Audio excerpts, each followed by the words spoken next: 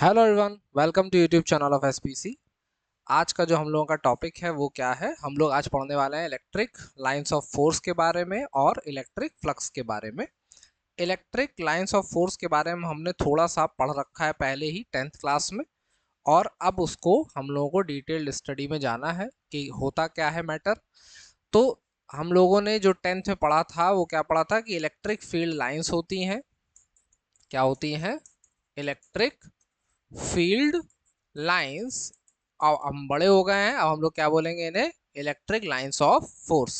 ठीक। तो वहां पे हम लोगों ने पढ़ा था कि इलेक्ट्रिक फील्ड लाइंस कोई इमेजिनरी लाइंस हैं, इमेजिनरी लाइंस हैं जिन पे अगर मान लो ये कोई इमेजिनरी लाइन है इलेक्ट्रिक फील्ड की और इस पे टेंजेंट ड्रॉ करें तो उस वो जो टेंजेंट होती है वो डायरेक्शन देती है किसका? इलेक्ट्रिक फील्ड का। ये हम लोगों ने पढ़ा था 10th में ना। चलो, तो देखो फिर कि अब जो बात करने वाले हैं हम लोग, क्या करने वाले हैं कि अगर मान लो एक पॉजिटिव पार्टिकल है।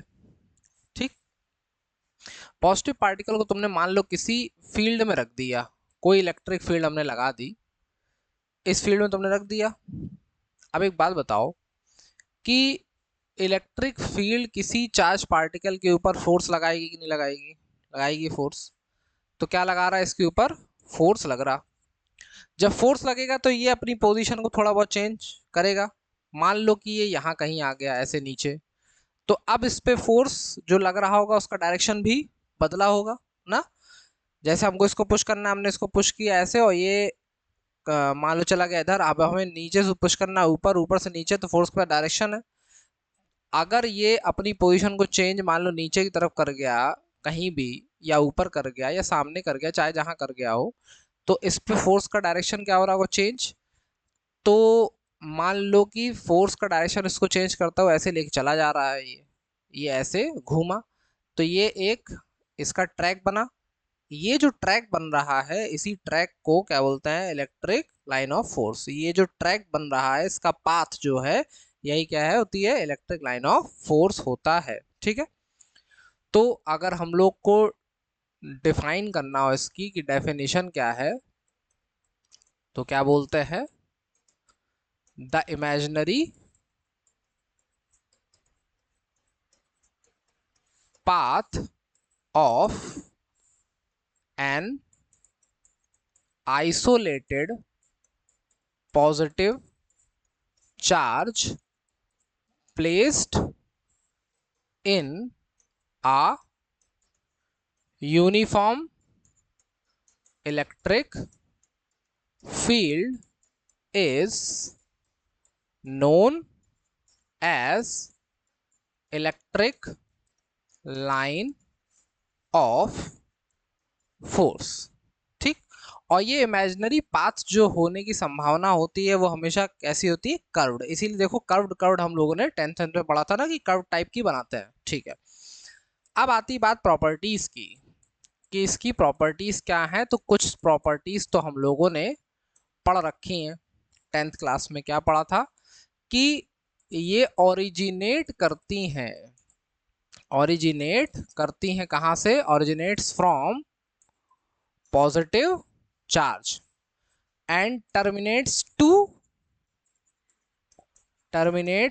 To negative charge. माने कि ऐसा दिखता है situation, positive charge negative charge ऐसे जाती हुई दिखाई देती है। बोलो, ऐसे दिखता है हम लोगों को। ठीक है। तो इस चीज पे अगर एक चीज और हम लोग बड़े ध्यान से देखें तो तुम्हें दिखेगा कि पॉजिटिव और नेगेटिव चार्ज तो एक दूसरे को क्या करते हैं? अट्रैक्ट करते हैं अट्रैक्ट। जब ये एक दूसरे को अट्रैक्ट कर रहे हैं, इसलिए देखो ये फील्ड लाइन जो है ना, ये गोल गोल घूम जा रही है, माने कॉन्ट्रैक्ट हो रही। कैसी हो रही? कॉन्ट्रैक्ट कर जा रही है। ठीक है। माने कि ये फील्ड लाइन को बता रहा है कि जो कैसे चार्ज होते हैं, अनलाइक चार्ज होता है, ये अट्रैक्ट करते हैं। इस फील्ड लाइन का जो कॉन्ट्रैक्शन है ये क्या बता रहा है कि जो अनलाइक चार्ज होता है ये क्या करते हैं? एक दूसरे को अट्रैक्ट करते हैं। तो जब अट्रैक्शन होगा तो फील्ड लाइंस कैसी हो जाएंगी? कॉन्ट्रैक्ट हो जाएंगी। अगर मान लो हम लोग दोनों चार्ज पॉजिटिव ले लेते, दोनों चार्ज कैसे लेते? पॉजिटिव। तो हमें पता है कि जो फील्ड लाइन होती है वो तो पॉजिटिव चार्ज से कहाँ निकलती है? बाहर की तरफ। और निगेटिव चार्ज की तरफ होती है ये तो जानते ही हम लोग ना।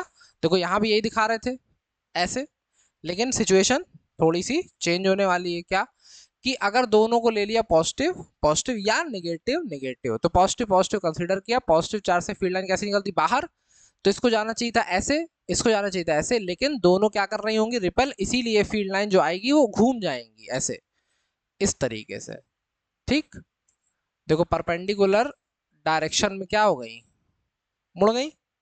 तो यहाँ बीच में ये जो यहाँ पे स्पेस हुआ क्रिएट, इस पॉइंट पे क्या हुआ, मान लो कोई दूसरा चार्ज पार्टिकल रख दे, तो उसके ऊपर जो नेट फोर्स काम कर रहा होगा वो कितना कर रहा होगा, 0, या फिर जो इलेक्ट्रिक फील्ड होगी यहाँ पे, जो फोर्स लग रहा होगा यहाँ पे वो कितना होगा, 0, इसीलिए इसको कहते हैं न्यूट्रल पॉइंट। कौन सा पॉइंट है, न्यूट्रल पॉइंट बन रहा है। अच्छा, तो देखो रिपल्शन की वजह से ये क्या हो गई, फैल गई है, दूर दूर चली गई सब ना, जबकि अट्रैक्शन होता तो क्या हो जाती, कॉन्ट्रैक्ट कर जाती। ठीक, तो माने यहाँ पे बता रही कि रिपल्शन हो रहा है, वहां पे बता रही अट्रैक्शन हो रहा है। क्लियर कट मैटर, ठीक है। बाकी ये इस तरफ तो निकलवे करेंगे, उससे कोई लेना देना हमारा नहीं है। चलो ऐसे बना दो इसको कि बाहर जा रही हैं। ठीक है, अब अगर एक फील्ड लाइन है जो पॉजिटिव से नेगेटिव की तरफ चल रही है, ऐसे एक कर्व बनाया, तो इस पूरे कर्व पे कहीं भी किसी भी पॉइंट पे अगर हम लोग टेंजेंट ड्रॉ कर दें, क्या कर दें, टेंजेंट ड्रॉ कर दें, तो वो टेंजेंट किसका डायरेक्शन देती है, उस पॉइंट पे इलेक्ट्रिक फोर्स की बात करता है कि किसका डायरेक्शन देती है, उस पॉइंट पे इलेक्ट्रिक फोर्स का डायरेक्शन, इलेक्ट्रोस्टैटिक फोर्स का डायरेक्शन किस तरफ है। ठीक, क्लियर कट मैटर।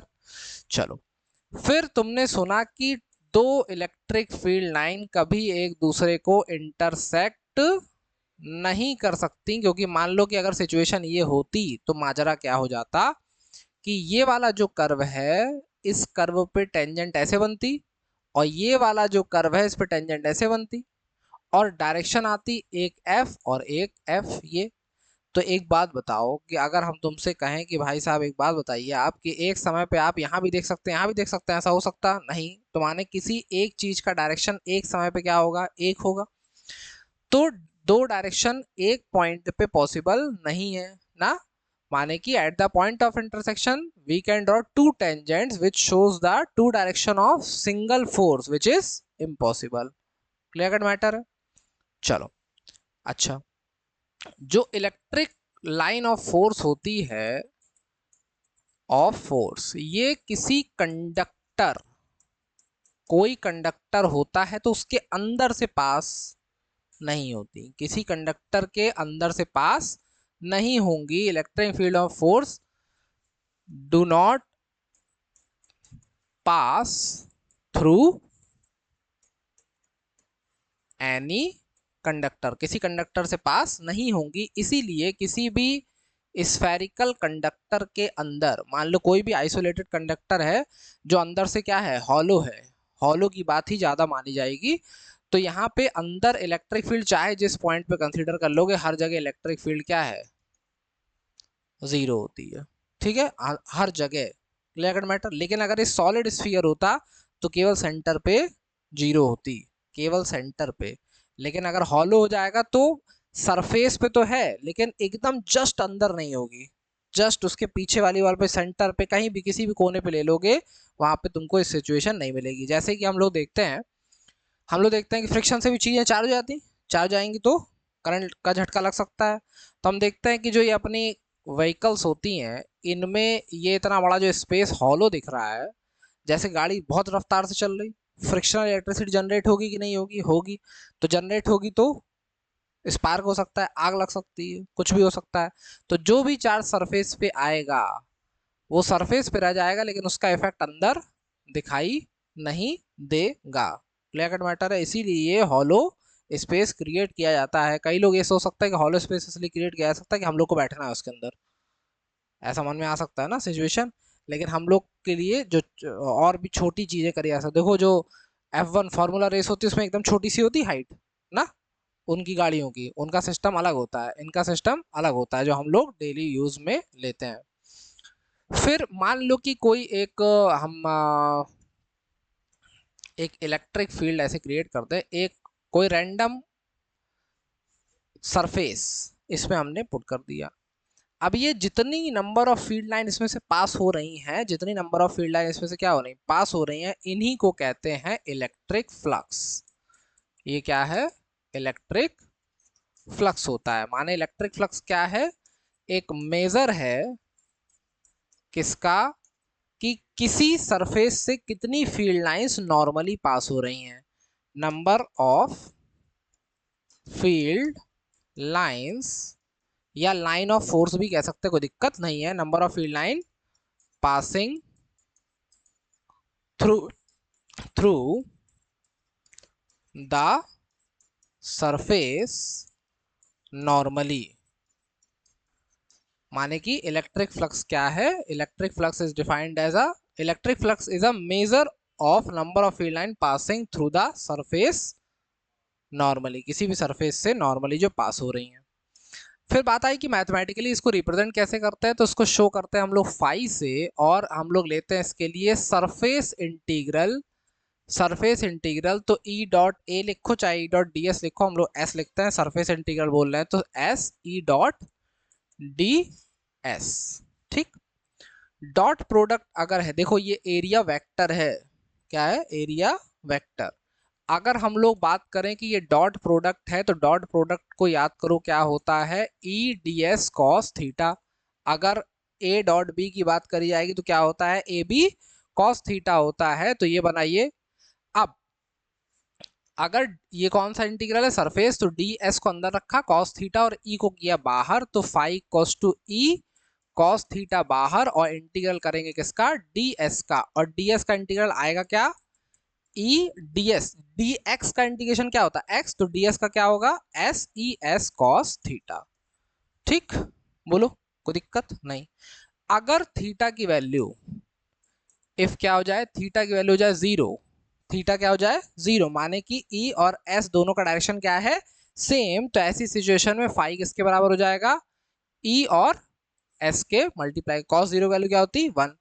और अगर थीटा की वैल्यू हो जाए 90 डिग्री, थीटा की वैल्यू क्या हो जाए? 90 डिग्री, माने इलेक्ट्रिक फील्ड लाइन और सरफेस के बीच का जो एंगल है वो कितना है? 90 डिग्री है। तो उस सिचुएशन में जो फाई होगा वो क्या हो जाएगा? 0, क्योंकि कॉस 90 की वैल्यू क्या हो जाती? 0 हो जाती। बताओ, कोई दिक्कत नहीं। तो अब एक बात बताओ कि एक डेफिनेशन तो हम लोग कह रहे हैं कि ये होती है कि इलेक्ट्रिक फ्लक्स क्या है? एक मेजर है किसका? Number of field line passing through the surface normally. यहां से हम लोग क्या डिफाइन कर रहे हैं? देखो कि इलेक्ट्रिक फ्लक्स जो है फाई क्या है? फाई इलेक्ट्रिक फ्लक्स क्या है? Surface integral of dot product of किसका? Electric field and area vector. Area vector कौन है? ds। इलेक्ट्रिक फील्ड इंटेंसिटी कौन है? E। और ये कौन है? सरफेस इंटीग्रल है। ठीक। Electric flux is defined as surface integral of electric field vector, या intensity, electric field intensity vector कह सकते हैं, कोई दिक्कत नहीं है। ठीक। माने कि electric flux is defined as surface. जो भी इंटीग्रल 3 तरीके के हमको देखने को मिलेंगे जनरली, क्या होता है? एक लाइन, एक सरफेस, एक वॉल्यूम। लाइन में dl चलेगा, सरफेस में ds चलेगा, और वॉल्यूम में dv चलेगा। Defined as surface integral of electric field intensity vector. ठीक है। तो क्या हो गया? Phi equals to surface integral of E dot d s. ठीक मामला। चलो, तो अब ये बताओ कि जनरल फॉर्मूला हमने क्या देखा कि ई और एस आ गया साथ में। अच्छा, ई क्या होता है? Electric field intensity. यूनिट क्या होती है इलेक्ट्रिक फील्ड इंटेंसिटी की? इलेक्ट्रिक फील्ड इंटेंसिटी की यूनिट क्या होती है? न्यूटन पर कूलम। और ये कौन है? एरिया। एरिया का यूनिट क्या होता है? Metre square. तो फाई का एक यूनिट बन गया क्या? न्यूटन पर कूलम मीटर स्क्वायर। ठीक है।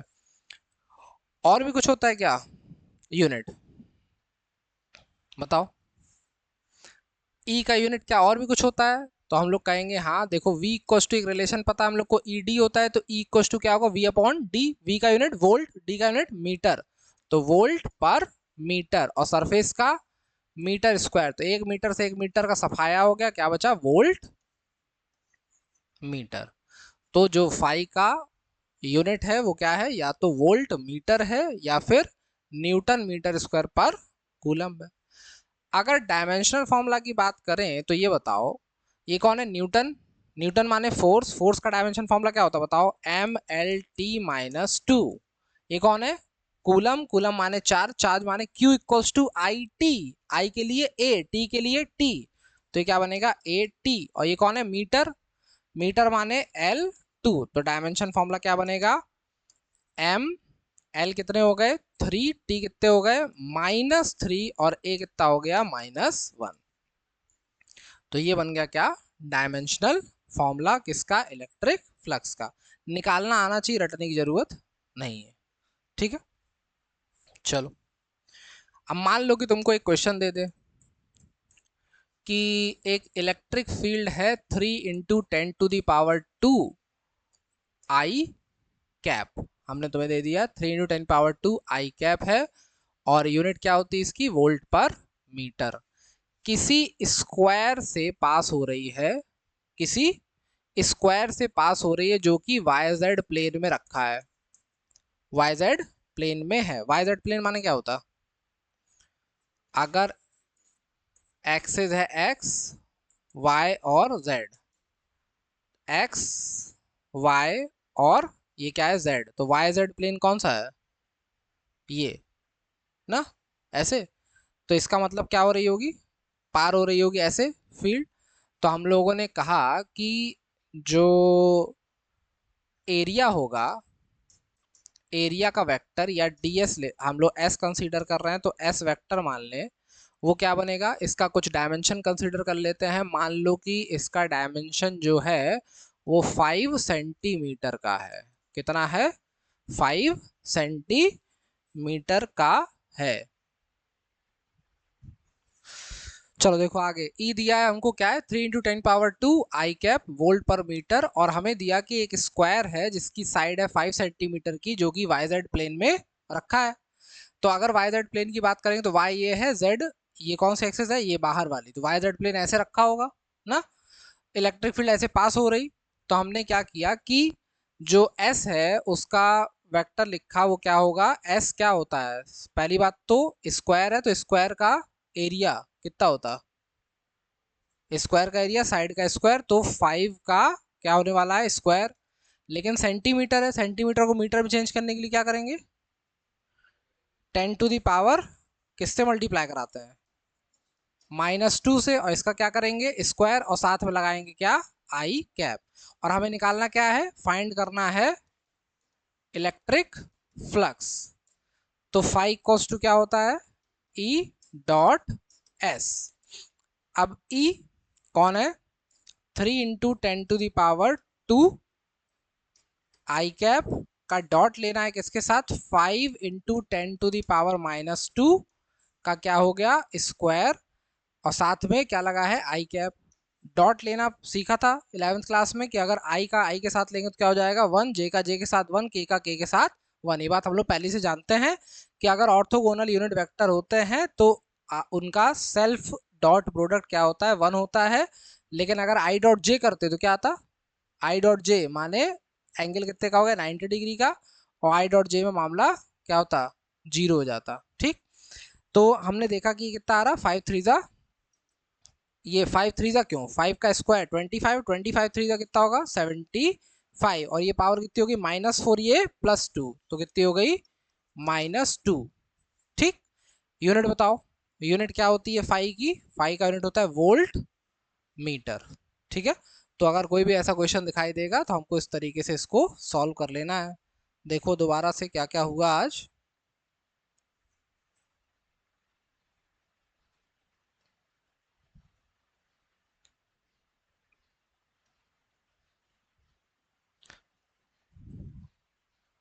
बात हुई कि इलेक्ट्रिक फील्ड लाइन क्या होती है, इमेजिनरी पाथ होता है किसका, किसी पॉजिटिव पार्टिकल का। क्या बताया गया कि अगर कोई पॉजिटिव चार्ज पार्टिकल होता और किसी फील्ड में होता तो इसके ऊपर क्या लगता, फोर्स।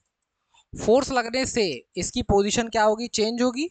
पोजीशन चेंज होगी तो पोजीशन चेंज होने से जिस ट्रैक पे चल रहा होगा, जिस कर्व्ड ट्रैक पे, वो कर्व्ड ट्रैक क्यों हो रहा है, क्योंकि फोर्स का डायरेक्शन लगातार क्या होगा, चेंज। अगर फोर्स का डायरेक्शन सेम रहता तो ये स्ट्रेट लाइन में चलता, लेकिन फोर्स का डायरेक्शन लगातार चेंज होने की वजह से किस ट्रैक पे चलेगा, कर्व ट्रैक पे चलेगा, और यही क्या होता है, इलेक्ट्रिक लाइन ऑफ फोर्स बन जाता है। इसके किसी भी पॉइंट पे टेंजेंट ड्रॉ करोगे तो उस पर्टिकुलर पॉइंट पे फोर्स का डायरेक्शन पता चल जाएगा। जैसे इस पॉइंट पे यहां है, इस पॉइंट पे यहां है, इस पॉइंट पे यहां है, अलग अलग डायरेक्शन है हर पॉइंट पे, दिख रही बात। तो वही बताया गया कि इलेक्ट्रिक लाइन ऑफ फोर्स होती क्या है। फिर उसके बाद बात आ गई किसकी, उनकी प्रॉपर्टीज की। कि प्रॉपर्टीज क्या थी, हम लोग 10th क्लास में सुने थे कि जो इलेक्ट्रिक फील्ड लाइन होती है पॉजिटिव चार्ज से क्या होती है, ओरिजिनेट होती है और नेगेटिव चार्ज पे जाके टर्मिनेट हो जाती है। तो वही बात यहाँ दिखाई गई। तो ओरिजिनेट हो रही है, बाहर निकल रही पॉजिटिव चार्ज से, नेगेटिव चार्ज की तरफ आ रही है। अब अगर एक पॉजिटिव एक नेगेटिव चार्ज रख दें तो क्या होगी, पॉजिटिव से निकलेगी नेगेटिव की तरफ जाएगी, ठीक।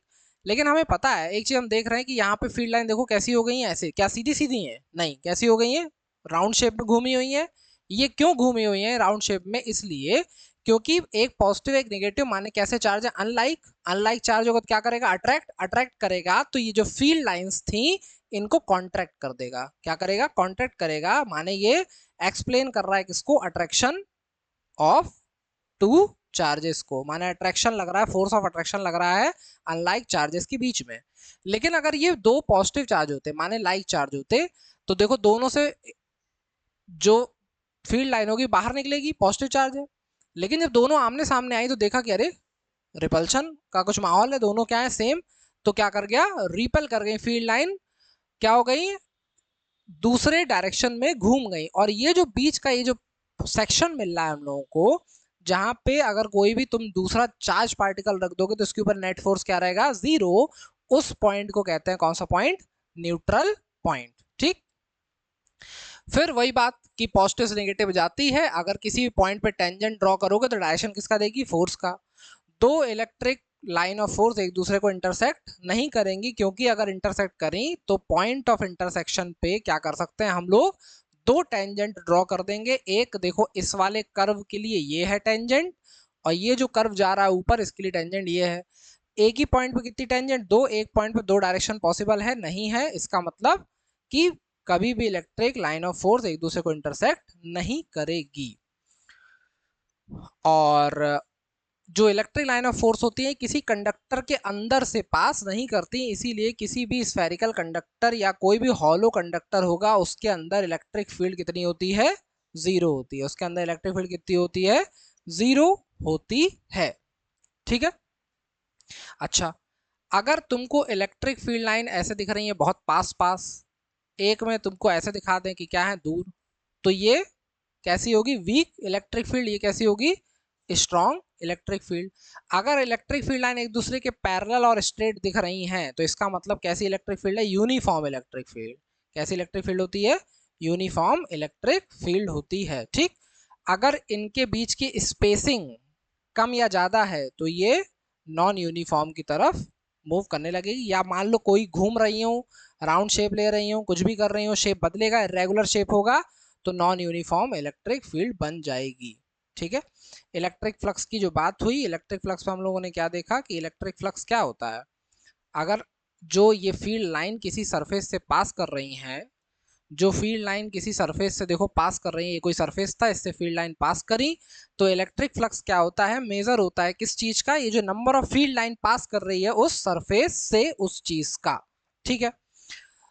इसको मैथमेटिकली कैसे डिफाइन करते हैं कि फाई होता है जो सरफेस इंटीग्रल होता है किसका, इलेक्ट्रिक फील्ड वेक्टर का। अगर सरफेस इंटीग्रल लोगे तो यहाँ एरिया वेक्टर अपने आप इंक्लूडेड रहेगा। अगर लाइन इंटीग्रल होता, कभी लाइन इंटीग्रल भी अभी किसी चीज में आएगा जब हम लोग आगे बढ़ेंगे अपनी स्टडीज में, तो डॉट प्रोडक्ट है तो ईडीएस कॉस थीटा खुला, और हमने क्या किया, ई और कॉस थीटा को बाहर किया, डीएस अंदर, डीएस का इंटीग्रेशन क्या हो गया, एस, और अगर थीटा 0 तो ई एस, थीटा 90 तो फाई क्या हो गया, 0। और यहाँ पे हमने उसको डिफाइन कर दिया जो मैथमेटिकल डेफिनेशन दिख रही थी, और जो जनरल फॉर्मूला देखा वो क्या देखा, phi equals to E S, ई का यूनिट होता है न्यूटन पर कूलम, एस कौन है, एरिया, सरफेस एरिया, तो एरिया का यूनिट क्या होता है मीटर, तो यूनिट बना न्यूटन पर कूलम मीटर स्क्वायर, और एक रिलेशन हम लोग जानते हैं V equals to E d, तो यहां से E का दूसरा यूनिट भी देखने को मिल रहा है, क्या होता है, D आया नीचे तो V माने वोल्टेज, पोटेंशियल का यूनिट क्या होता है वोल्ट, और D आया नीचे तो मीटर, वोल्ट पर मीटर किसकी यूनिट है E की, और सरफेस एरिया का मीटर स्क्वायर, तो एक मीटर से एक मीटर कैंसिल, क्या बना वोल्ट मीटर। डायमेंशन फॉर्मूला निकालने के लिए ये क्या है न्यूटन, न्यूटन के लिए हम लोग यूज करते हैं MLT-2, चार्ज के लिए AT और मीटर के लिए L2, तो हमें डायमेंशन फॉर्मूला मिल गया ये। ठीक है, एक सिंपल सा क्वेश्चन हम लोगों ने आगे कंसीडर किया। इस तरीके से ये कहानी खत्म हो गई किसकी, इलेक्ट्रिक लाइन ऑफ फोर्स और इलेक्ट्रिक फ्लक्स की। ठीक है, चलो मिलते हैं हम लोग अपने नेक्स्ट लेक्चर में, तब तक पढ़ते रहिए। जय हिंद जय भारत।